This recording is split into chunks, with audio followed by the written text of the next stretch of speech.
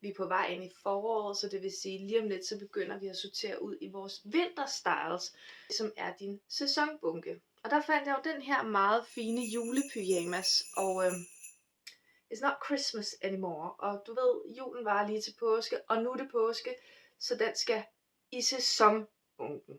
Og så havde vi en sidste bunke, og det er reparationsbunken. Det er sådan en... Man skal lidt passe på, at det ikke bliver sådan en projektbunke, som aldrig bliver løst, fordi så kan man hurtigt samle til bunke. Ja. Og i mit tilfælde, der havde jeg en på nuværende tidspunkt, som jeg rigtig gerne vil reparere, fordi det er en af mine absolut yndlings. Den her blæser, hvis du kender mig, så har du set mig i den et utal af gange. Jeg elsker at have den på. Og den har mistet sin knap. Så den skal selvfølgelig på igen.